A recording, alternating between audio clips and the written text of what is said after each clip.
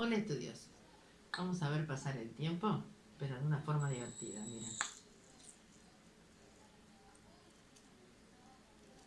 No es arena, ¿saben qué es? Son limaduras de hierro con un imán como base, y esa es la forma en que se comportan cuando están cerca de un campo magnético. Fíjense que acá tengo otros imanes, podemos alterarlas un poquito, podemos alterar la caída. Ay, no puedo sacar este imán de acá. Bueno, podemos alterar. Vamos a hacerlo juntos, miren. Le pongo ese y lo detuvo, ¿vieron? De nuevo. O sea, y está por afuera del vidrio, ¿verdad? Casi no lo puedo sacar. A ver acá, miren. Atraemos algunos.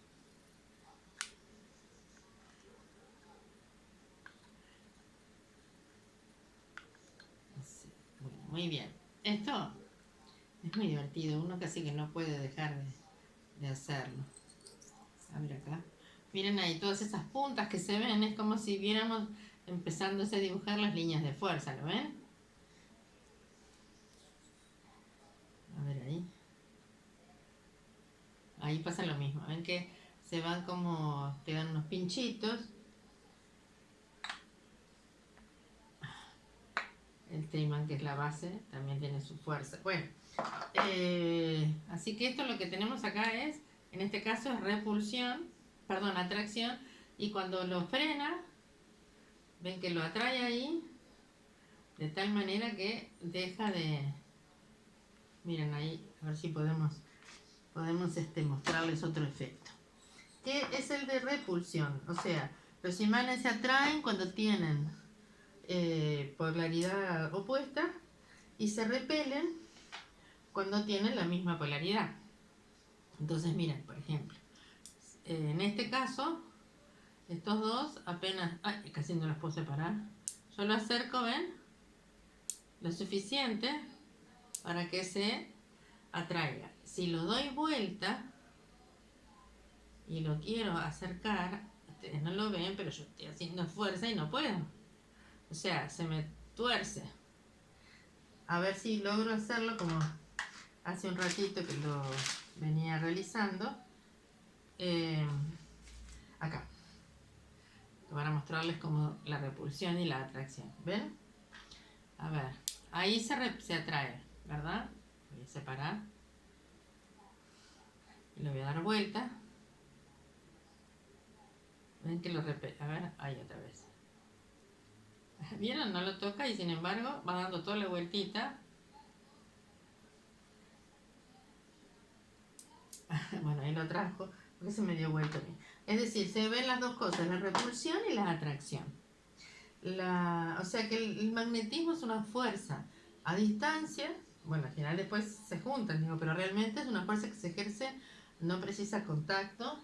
Y se representa el campo magnético, que es la región donde un imán ejerce su atracción o su repulsión, su fuerza, ¿verdad? Representamos campo magnético con la letra B. La unidad es el Tesla, que se representa con una T mayúscula. El Tesla es una Tesla es el campo magnético capaz de ejercer una fuerza de 1 newton sobre un conductor de 1 metro de largo. Cuando por ese conductor hay una corriente de 1 ampere y está colocado perpendicularmente a ese campo, ¿sí? Ahora vamos a desarrollar un poquito todo eso. Hay elementos en la naturaleza que son muy afines o sea, que son muy atraíbles por los imanes, como son los ferromagnéticos, como el elemento hierro, cobalto, el níquel, son todos elementos químicos que atraen a los imanes. De hecho, se magnetizan también. Hay otros que son paramagnéticos, que tienen una atracción mucho menor, como el caso del aluminio. E incluso hay algunos metales que son diamagnéticos, que son levemente que tienen una pequeña fuerza de repulsión. Y no hablamos de positivo y negativo en el caso de los imanes, pero sí hablamos de polos norte-sur.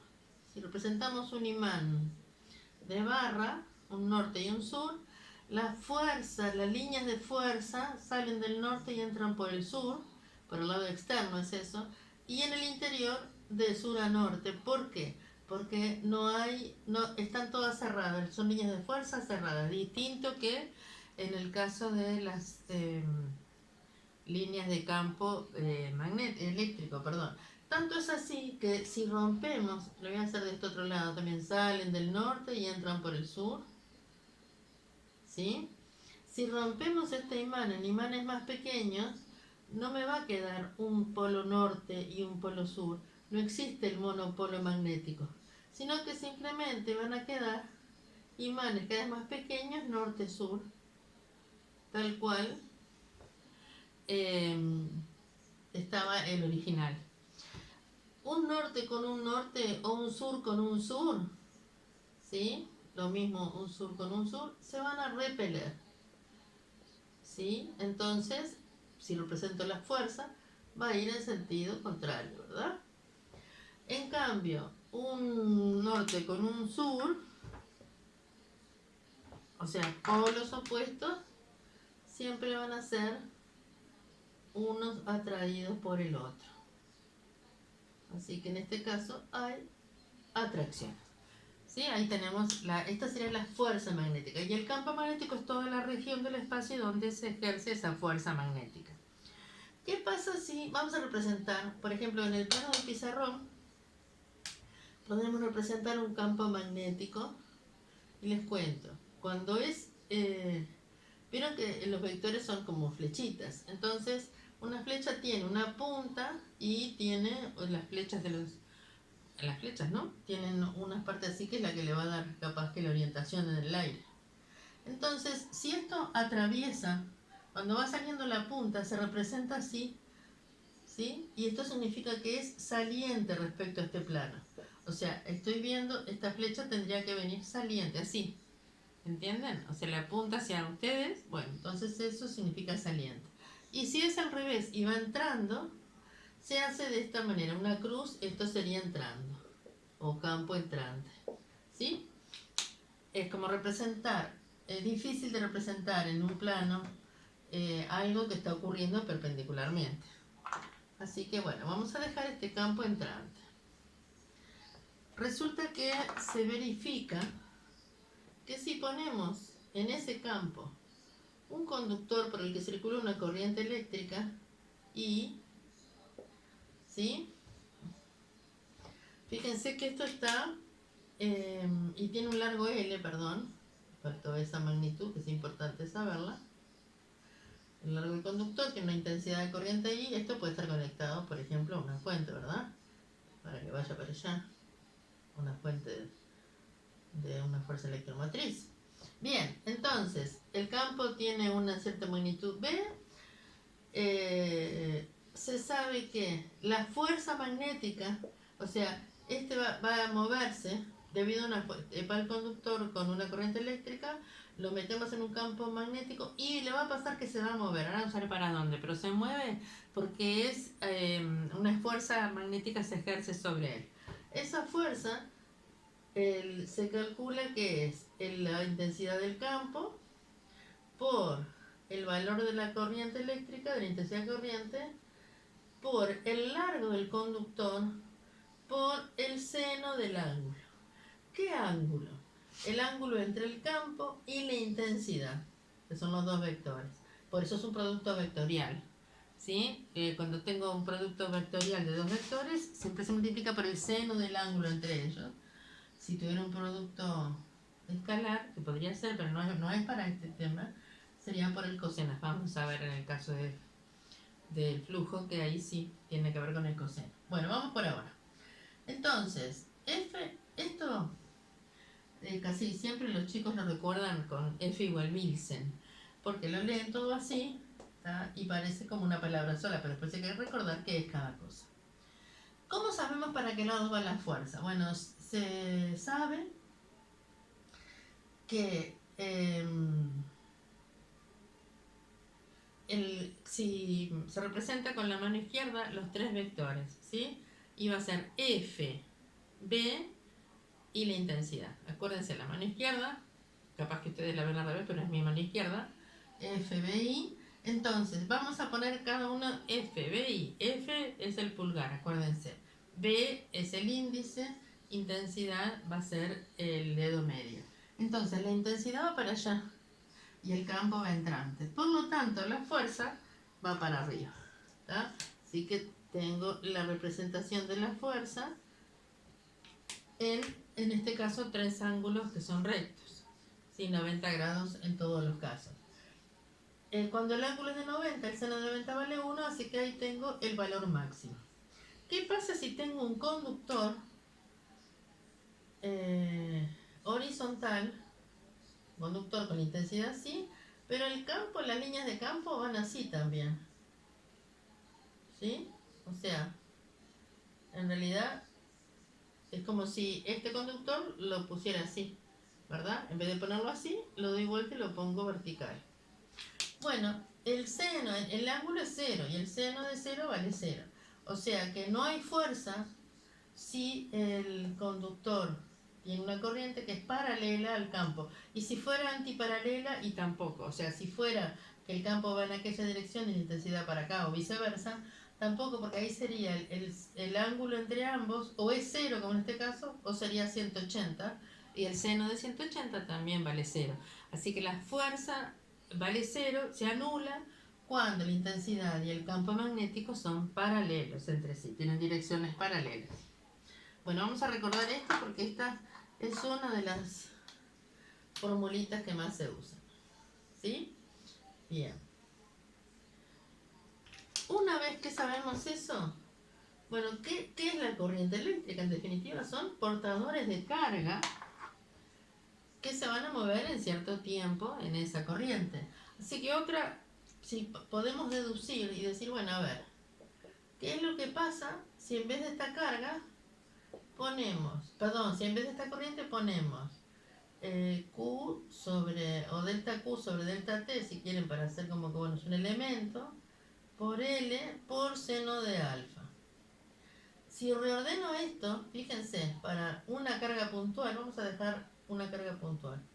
Fíjense que L sobre delta T es un espacio recorrido, el espacio que tienen que recorrer en cierto tiempo, y espacio sobre tiempo es velocidad.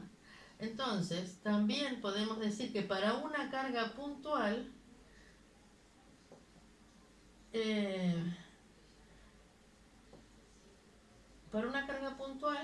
la fuerza magnética vale BQB seno del ángulo, pero entre los dos vectores, la velocidad y el campo magnético. Así que si una carga puntual entra en un campo magnético con cierto ángulo y con cierta velocidad, también recibe una fuerza que la va a hacer moverse. Resulta que en un campo magnético, así que yo me voy a ir notando las formulitas por acá, así las puedo borrar de este lado mientras desarrollamos el resto. Vamos a quedar F igual Bilsen, dijimos, Bil por seno del ángulo, se ve allí, sí, y esto es la fuerza magnética sobre un conductor metido en un campo magnético, sobre un conductor metido en un campo magnético, en un campo B. Nos quedamos con esta formulita y luego voy a poner la otra. Estas son leyes, unas de Lorentz, otras de Faraday-Lenz, ahora vamos a ir viendo, pero me interesa más que en este caso no es tanto atribuírselo, sino que acá esto también es vector, vector y vector, L no. Y en el caso de ser una carga puntual es B por Q por B, así después hacemos ejercicios con esto. ¿Sí? Bien. Esto es fuerza magnética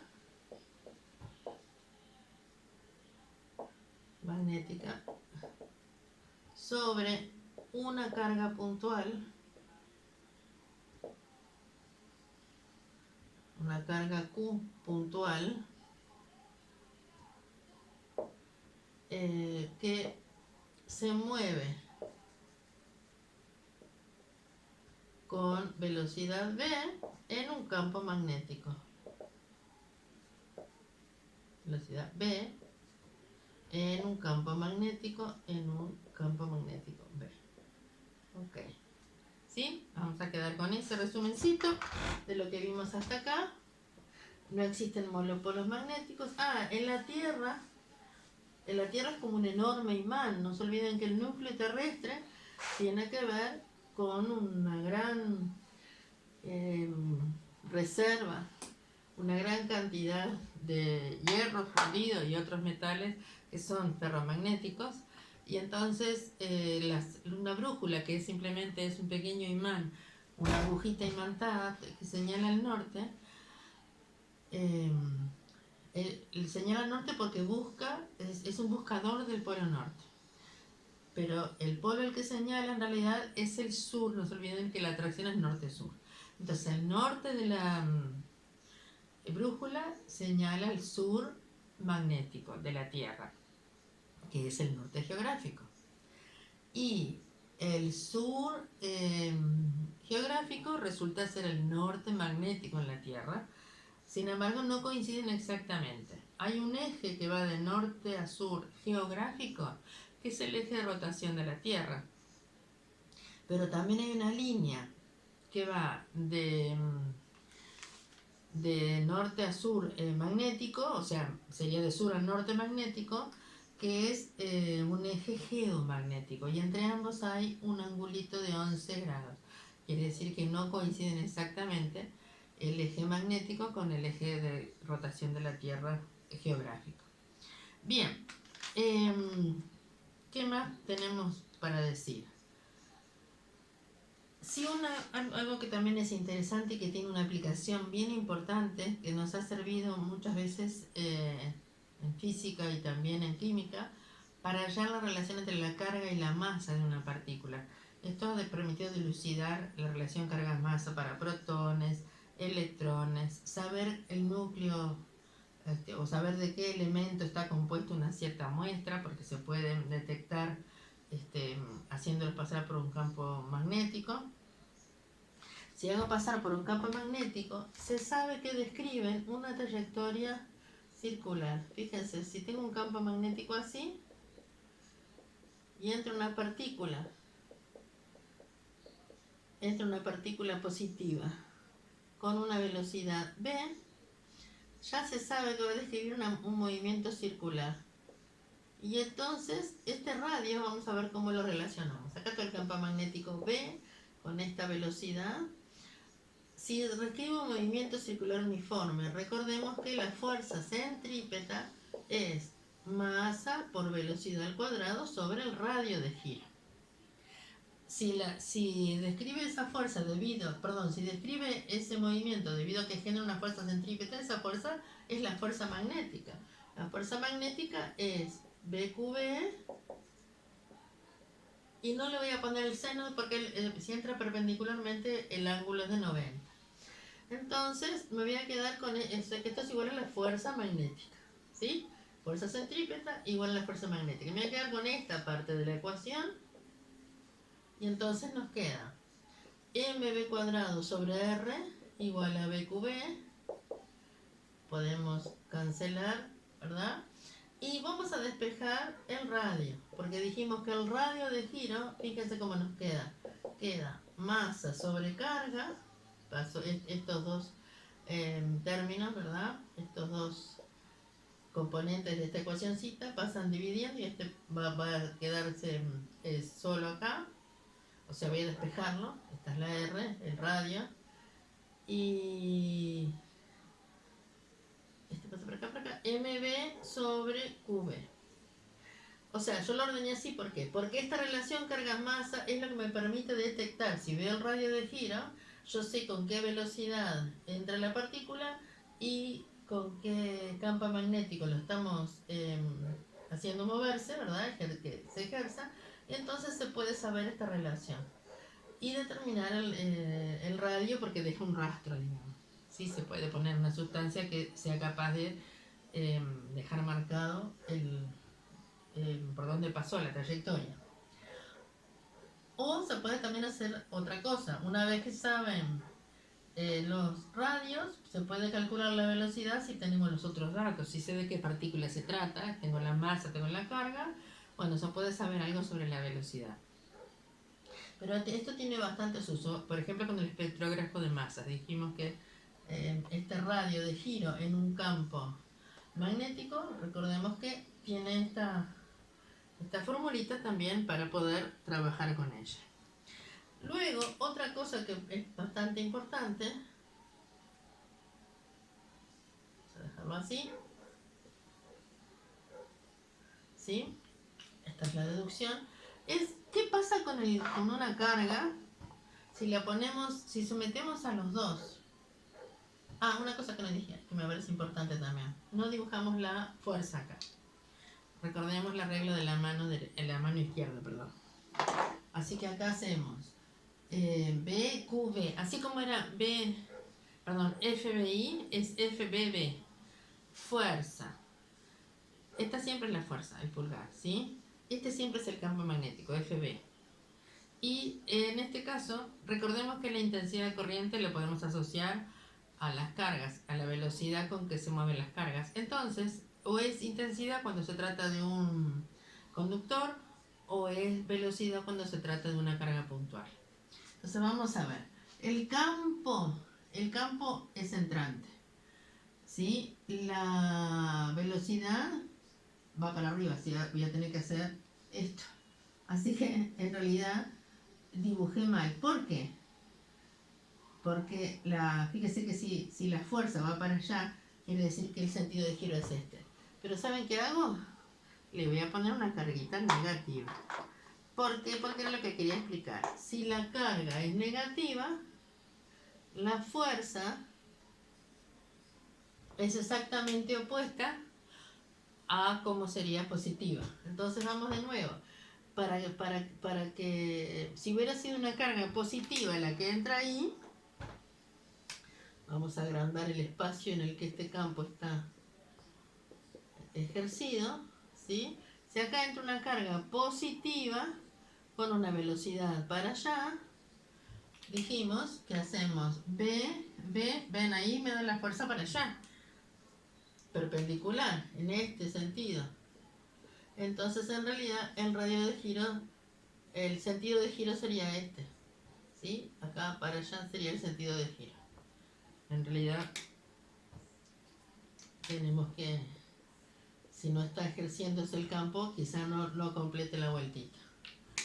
De hecho puede llegar a completar, va a depender del valor del campo, de la velocidad de qué carga sea, bueno, el tipo de trayectoria, porque podría ser una trayectoria pequeña, una trayectoria mayor, sí va a depender de los valores que estemos manejando allí. Así que recordemos que la regla de la mano derecha se hace para la carga positiva, de la mano izquierda, perdón, lo hago bien y lo digo mal, para la carga positiva, entonces en este caso está así, ¿verdad? Campo que entra, velocidad que va para arriba y fuerza que va para allá, por lo tanto, si la fuerza va para allá, el sentido de giro es este. Y en este otro caso, la fuerza es exactamente lo mismo para B y B, para campo y velocidad, pero la fuerza va en este sentido. Bien, así que recordemos que para la fuerza positiva, para la carga positiva y la carga negativa, lo que cambia es la fuerza. Si hubiera, para que una carga positiva hubiera descrito un movimiento así, bueno, tendría que ser el campo saliente. Vamos a dibujarlo porque así tienen más ejemplos para ver, ¿sí? Me voy a quedar esta formulita también por acá. M sobre Q por B sobre B. En realidad puedo poner MB sobre QB.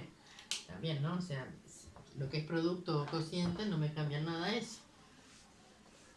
Bien.